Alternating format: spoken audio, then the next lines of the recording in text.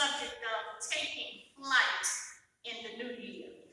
Taking flight in the new year. How many of you want to take flight? How many of you want to fly?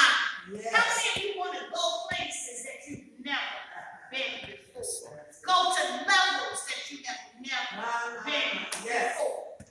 Take flight in the new year. By way of commentary, the disciple Matthew and Jesus were polar opposites. You see, Matthew was a tax collector who took from his own people and gave to the Romans. As long as Matthew's needs or the tax collector's needs were being met, his quota, he could tax whatever he wanted and as much as he wanted.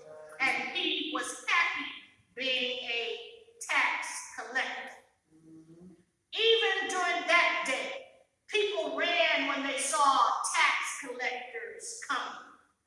Matthew, the tax collector, was considered a leech by many, who pulled his, if it was in today's terms, his limo into the ghetto, into the worst parts, the greasiest parts, the poverty-stricken parts, set up his table and put his hand out. The tax collector. But on the other hand, there was Jesus. Jesus with dirt under his nails.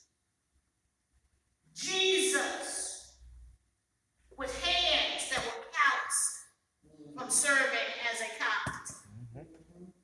Jesus with holes in his sandals. Jesus with no headquarters, no office, no committee. Some of us would say hallelujah. No committee. And no clout with the local churches. And folks like Matthew and many that we find today would say, and this guy says that he's the Messiah. He doesn't look like anybody's Messiah. He doesn't look like anybody that's come to save the world. In fact, he looks like he's somebody that needs to be saved. Quite a pair, these two. Jesus and Matthew. Yet, when Matthew found himself in the presence of Jesus, he felt the call from Jesus. He felt the call from Jesus. And when he felt the call from Jesus, he dropped all of his earthly ways. He dropped all of his earthly power. He dropped all of his earthly wealth. And Matthew decided that he would follow Jesus. And Matthew not only decided that he would follow Jesus, Matthew followed Jesus, and he never went back. He never turned around. He never got off the path.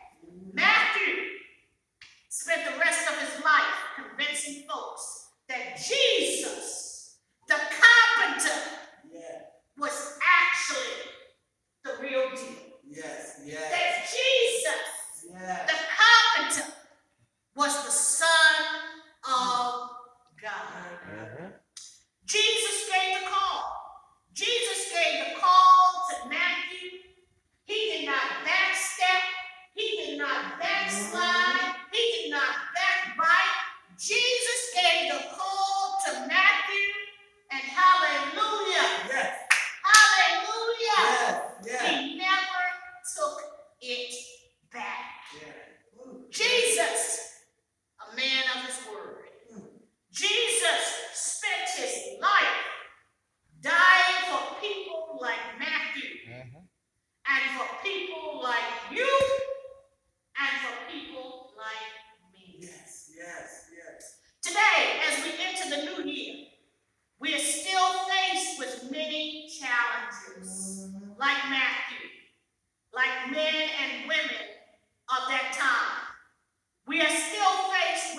many challenges.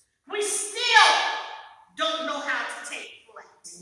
We still don't know how to soar with the eagles instead of scratching dirt with the chickens. Let me say that again. Yes, yes. We still don't know how to soar with eagles instead of scratching dirt with the chickens. We have big dreams.